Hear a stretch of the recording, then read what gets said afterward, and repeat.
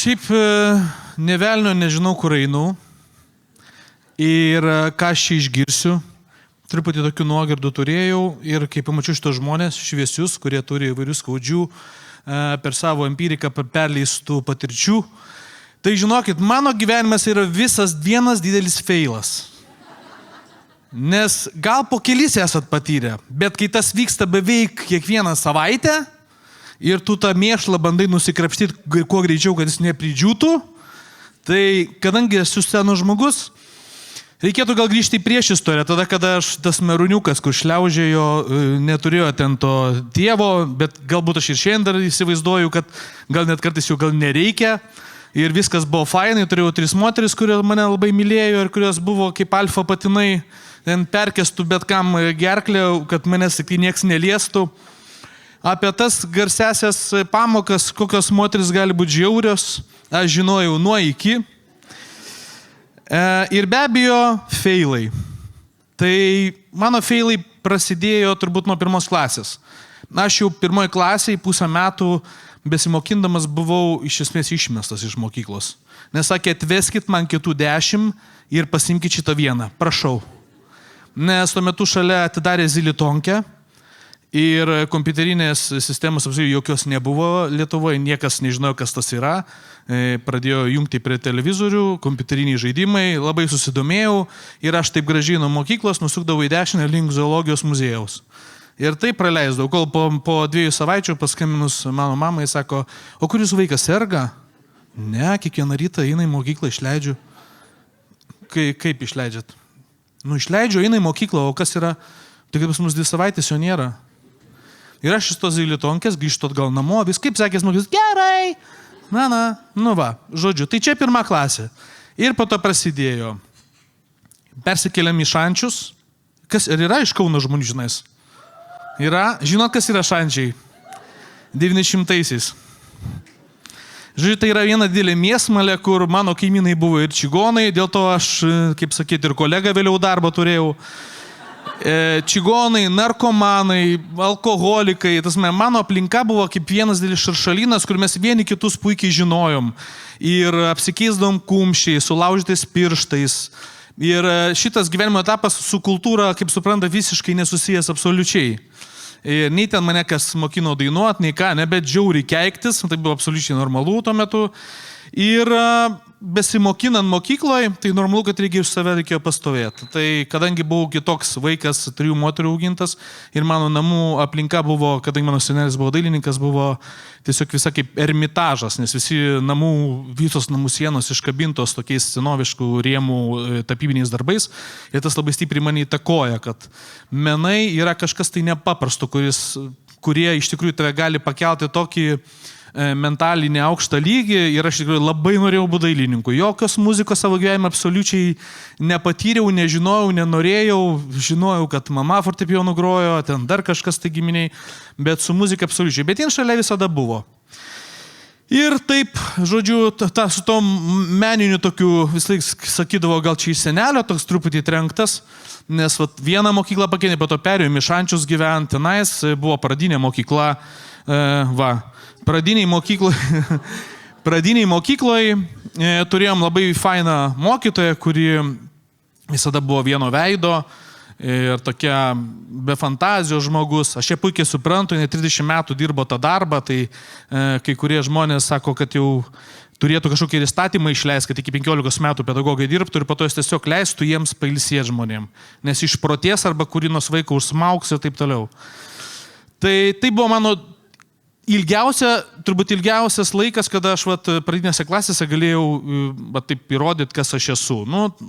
Mušeika, keliai pastoviai suplyšę, žodžiu, savęs nerealizavau niekame ir staiga į mano gyvenimą ateina 5 klasė. 5 klasė, 5 klasėje aš jau buvau truputėlį inspiruojamas dailiai, kadangi namie daug paišydavau ir įstojau į dailės gimnaziją, turėjau labai ilgas 2 kasas, labai norėjau tatuiruotės 5 klasiai, bet neįmanoma buvo, tada draugui vieną padariau, kitam padariau, Tėvai nelabai jų buvo laimingi, bet šiandien mes vis pasikalbam, pasirašom, jis sako, aš pasiryškinau senį, tai yra nerealus atsiminęs. Jo. Tada kitas etapas vėlgi išmeta mane iš dailės gimnazijos po metų. Tada aš jau papuolu į tokią mokyklą, kur visada visi nurašyti, tai tokia kaip jaunimkė, bet iš tikrųjų 6 būda vadino. Kad jūs suprastumėt, kas yra 6 būda, aš jums labai trumpai pasakysiu, tai yra mokykla, kur 9-okai iš esančio šalia ligoninės morgo lavono nupjovė ausį, atnešė mergas pagazinti mokyklą. Tai buvo fantastiškas laikas, kai vaikai, jaunimas turėdavo nuostabias fantazijas išreikšti save, sakykim. Truputį išdykę vaikai. Nu. Žodžiu, taip, tas laikotarpis pakankamai tamsus, gal dėl to šiandien taip ir tamsus, turiu psichologinių problemų, didesnių, mažesnių, visi mes turime, ne? Ne?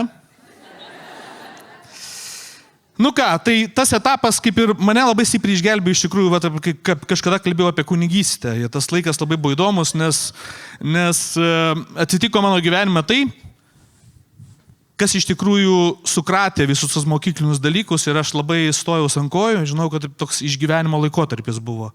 Kai netekau savo artimiausio žmogaus, mamos, žino tą istoriją, ir tuo metu labai stipriai ieškojau savęs. Pabėgau iš namų, tada nuvažiavau į Kretingą, kur turėjau labai fainą draugą brolį Elgį ir buvau sugalvojęs galbūt net ir vienuolyną stot, labai tokia buvo didelis chaosas galvoj, savyje. Žodžiu, tai būtų buvęs vienas didžiausias mano feilų, dar vienas, aš jau šį vakarą jau apie tą kalbu. Ir aš niekada tik nepamiršiu, kaip aš iš vienuolyno išėjau. Taip truputėlį buvo toks savaičių, 2, gal 3 bėgyje, bet tiesiog tuo metu dar buvo ir skautai šalia manęs, Europos skautose buvau būrio vadas. Tiesiog turėjom labai fainą kompaniją, kuri labai mėgo juodą humorą. Nors tai pakankamai katalikiška ir turi savo dogmas organizacija, bet tiesiog mes turėjome mažiuką kambariuką, kuris mums buvo vienuolių skirtas. Ir aš tiesiog galvojau, hebra dabar išgazdinsiu, žinai, užeisiu į kambariuką, žinau, kad mūsų susirinkimas bus dabar, kažkokie aptarimai apie stovyklas. Bet kiekvienas kompanijoje turim savo humoro lygį. Ir aš tą lygį puikiai žinojau. Ir aš galvoju, dar atblas gal išeisiu, išgazdinsiu, taip atsisukau, čia durys už nugaros, aš atsidarau ir sakau, ką išsigimėliai? Ten visa vienuolių ordino vyriausiųjų susirinkimas ir jie labai iš tikrųjų rėmė ir Dauno sindromų žmonės, neįgaliuosius ir jie mano humorą palaikė tuo metu nepakeliui truputėlį. Aš labai puikiai atsimenu, kaip vešim sunkias dėžės iš tų patalpų, nelabai laimingi, nes, čia vienas iš tų pačių feilų, bet toks ryškus. Man atrodo, aš lygtais po 2 mėnesių išstojau iš ES skautų. Žodžiu, prasidėjo mano darbai tokie minimalūs studijos irgi tokios, velnės žino, kas ten per studijos, nes realiai visi po muzikos mokyklų stojo į muzikos teatro akademiją, aš nieko nebaigęs, man 1 klasės fortepijoną reikia mokintis, aš nežinau, žodžiu, kad suprastumėte, ateinu į klasę, atsisėdu su savo kursiokais, jau prasideda tas, kaip šiandien atsimenu, Marcinkevičiūtė, man atrodo, solfedžio mokytoja, ir tokių bairių, į visus atsisuka, visi muzikalkės baigė, aš vienas kaip durnelis, nifiga. Ir aš taip, jinai sako, tai ką, tai pradėsim nuo C-duro, natūralią gamą ir visi. O aš. C-duras. Tai merūnai, pradėkit.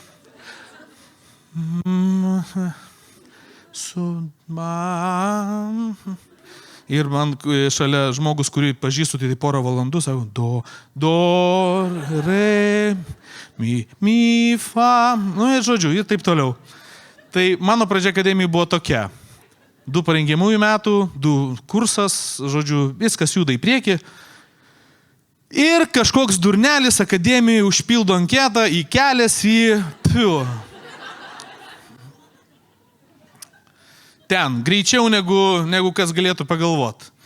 Tai nebuvo feilas, ačiū Dievui. Iš tikrųjų, tokį šiltnamio efektą davė mano gyvenimui ir tikrai aš taip susikratęs smegenis. Tuo metu viskas labai greit vyko, labai daug. Labai daug tuo metu ir draugų netekau, ir galbūt pats ir kaltas didžiąją dalim, ir visko tuo metu vyko, ir manyje, ir aplinkoje, ir pražiopsojau, kad ir žmona depresija serga, žodžiu, viskas tiesiog tuo metu griuvo, ir lyg ir čia pakilėjimas, bet lyg ir dugnas, ir tiek visko, toks gaivalas tave paėmė, čia visi sako, koks tu nuostabus. Ir tu nebežinai, ar tikėti niekada tiek savim nepasitikėjau, bet ir aplinka, nes pirmiausia, žmonės aš stengiuosi pats, sakėsi, akį pažinti. Ir kai tau sako, kad tu žiauriai nerealus, nu žinokit, vėliau vis tiek patikėjau. Taip jau atsitinka, žinai, jis sako, koks, žodžiu. Nu, kada nors sužinosi, čia ir geras jausmas. Ir prasidėjo mano sceninis kelias. Sceninis kelias prasidėjo labai įdomiai, nes tiek tiesioginių transliacijų, tiek kūrybinių įvairiausių minčių, albumų, keisti kūriniai, kuriuos tau piršo produceris, kuriuo tu nepasitikė, bet jis vis tiek piršo, nes tai yra komercija ir tu privalai daug ką dainuoti, ko iš tikrųjų nenori tuo metu. Kai daug metų praėjo, galiu dabar apie tą drąsiai kalbėti. Ir pamenu aš tos pasirodymus. Aš pradžioje labai rimtai žiūrėjau, labai susikaupęs, žiauriai sukdavo vidurius. Žiauriai, nežinau, viskas veikdo visą kūną, spaudimas begalinis, to the top, visą laiką renginio pabaigoje, arba atidarai kokį tai renginį, tai prezidentūra, tai dar kokie velniai. Ir niekada nepamiršiu, kaip paukštė Laura sako, žinai, per tavo karjerą aš atsimenu tai vieną, kai po prezidentinės kalbos turėjai dainuoti himną ir tu dingai. Mes lakstom po visą lanką, ieškom, iš proto einam, galvojau, gal partrenkė, gal pagrobė. Aš nežinau, ką tu ten, gal kokią mergą susiradai, aš jau nebežinau, kas ten su tavo galva ar kas ką. O aš tiesiog buvau tualete. Ir vėlavau apie 1,5 minutės. Aš nepamenu, galbūt marketingas turėtų pasakyti, kiek sekundė realiai televizijos kainuojam reitingiausių laikų. Tai tikrai nepigus pinigai. Aš jos prašykau.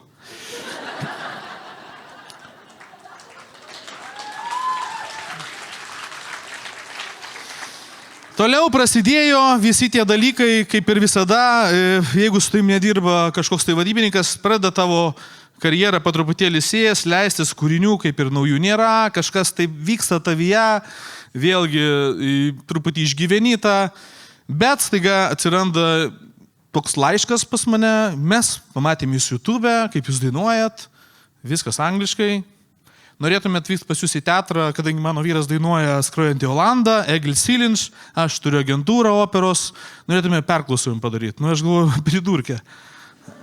Kas galėtų patikėti tokią nesąmonę? Nu ir iš tikrųjų atvažiuoju į teatrą, teatro direkcija pakvietė mane, aš padainau porą kūrinių, norim, sako, 6 metus pasirašyti su jumis sutartį. Į tarptautinį rinką, į Australiją, aš taip, gerai, o jūs žinot, kad su manim ne viskas gerai. Bet kažkaip viskas pradėjo judėti į priekį. Ir aš niekada nepamiršiu vieną pirmųjų tokių didelių renginių, žodžiu, galo koncertas, 7,000 žmonių, fortepijonas, aš vienas toks, tuo metu mažesnis buvau, ne žemesnis, bet siauresnis. Ir kaip šiandien atsimenu, senoviška muzika, lead, viską, labai išmokęs viską ir jau taip susikaupęs. Ir, kas galėjo pagalvot, kad, nepažymės viršutinio aukštesnio laipto kas nors. Žmonės su frakais, vakariniam suknelėm, Ferrariai. Aš nežinau, kurių modelių net nemačiau ten su 3 šakutėm, visokių, kokių nori. Žmonės aukštuomenė, Seimo nariai kažkokie, tai, žodžiu, nieko nesiorientuoju. Ir aš aišku, einu, ir ką, į patį scenos vidurį, su galva į fortepijoną. Zašibys, šaunuolis. Jau, spaudimas kala 2,20, jaučiu kaip smegenis per ausį svarva. Tie 7 ar 6 tūkstančiai atsimins mane visą gyvenimą. Ir aš atsistoju, sakau, toks didingas renginys, kad keliais norisi įeiti. Ir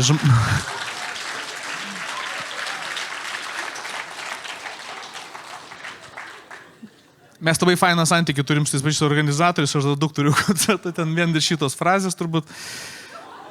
Mums laikas baiginėjasi, bet aš dar turiu keletą tokių pastebėjimų nedidelių. Pavyzdžiui, tokių trumpų. Vyksta gerumo akcija, kaip jinai, Lapkauskaitė atsiveža savo mažiukų vaikiukų, tokio ūgio. Daug, visos princesės, visos blizga, su garbano, visos viena už kitą gražesnė, vis vienodų veidų visos. Ir kažkaip tai choreografija susidėliojamės, viskas okei. Ir, žinai, taip jos čia apibėga, tokios su sparneliai, žinai. Ir kažkaip choreografijai turėjo būti tas vaikas iš dešinės, kurį aš apkabinu. Bet kažkuria prasme dar viena atsirado, kur užsimanė šalia manęs atsistot. Kas tau jo fana sakė, atstot man iš kairės, kur mikrofonas. Tai kaip šiandien atsimenu, tas garsas, toks, baigi frazę dainuoti ir taip.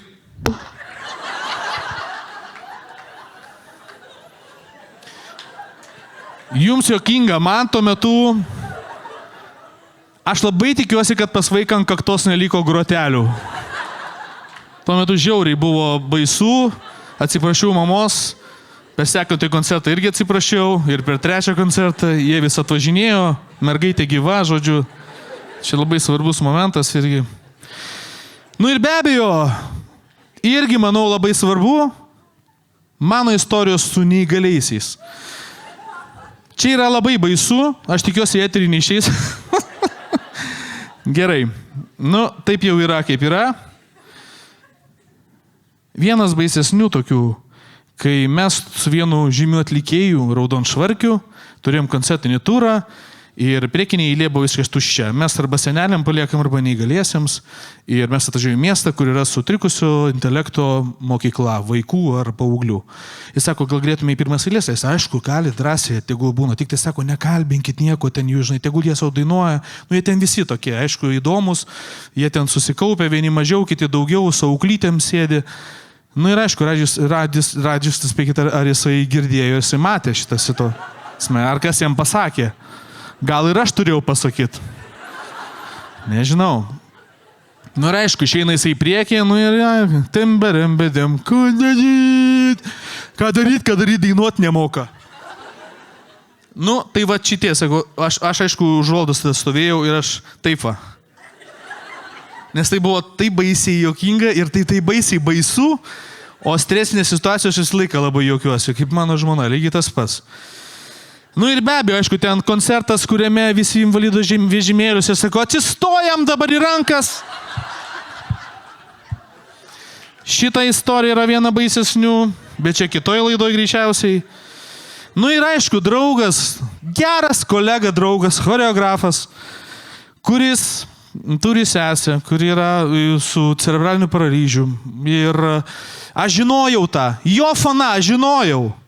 Ir jis man skambina, sako, žiūrėk, merga, mano sesuo labai didelė fanė tavo, tikrai, ten visus albumus turi plakatus iki dabar, labai myli mane, faina žiauriai. Ir sako, gal gali man ant kompaktų, žinai, pasirašyti. Sako, čia naujas tavo išėjo, ant plokštelė šitą, man to neatsimenu dabar, ko plokštelė, kurį išleidau, žodžiu, nesmė. Ir, aišku, mes visiškai čiorną humorą su jais laik varom. Labai baisiai, bet visada visi yra aplinka ir mes suprantam apie ką ir kodėl ir, žodžiu. Ir aš sakau, blonį, gal gali pasistatyti. Jisai taip žiūri mane. Ir aš galvoju, ką jis galvoja, žmogus galvoja. Sakau, blonį, gal gali pasistatyti. Aš galvoju, net... Jo, Mierka, mano sesuo serga cerebraliniu paralyžium. Ir stoja tyla. Ir man užkrauna hardą, seną hardą, 900 Microsoftą. Ir sakau, Pauliu, aš labai atsiprašau. Dabar norėčiau suvesti visą šitą. Šitie visi tokie paklydimai mano gyvenime susivedė į labai nuostabų 4 raidžių sandaros tokį tekstuką. ADHD. Aš visai neseniai Airijai pasidariau testą. Ir spėkit.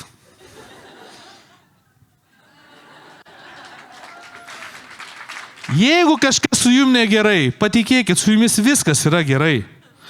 Tai yra dėmesio trūkumo ir hiperaktyvumo sindromas. ADHD yra neurologinis sutrikimas. Pagrindinai šio sindromo požymiai pasižymė sunkumų suteikti dėmesį, valdyti impulsyvumą bei hiperaktyvumą. Dažniausiai aptinkamas vaikystėje ir vėlesnėme amžiuje. ADHD įtakoja įvairias gyvenimo sritis. Pasiekimus mokykloje bei darbe. Gebėjimą palaikyti santykius bei valdyti finansus, bei sveikatos būklę. Pažiūrėkime, kokia mano sveikatos būklė. Sergantis jaučia gėdos bei nesėkmės jausmo. Man labai sekas, šūnis ant scenos. Nesisekant susidoroti su kasdieniniais darbais, kurie kitiems atrodo labai lengvi. Ligoniai Einšteinas, Šokilas O'Neillas, Timberlake'as, Rodmanas, čia aišku, Elonas Muskas, Richardas Bransonas. Nebūkim abejingi savo, nebijokim to, ko esame ir feilai man padėjo tik tai augti gyvenime, nes dėl feilų aš kurdavau juos naujus. Ir tas visada išrutuliodavo negailestį, o tiesiog man stipriau pasitempt, kartais susikaupti ir net gal išmokti operą. Taip įmanoma. Ačiū Jums labai.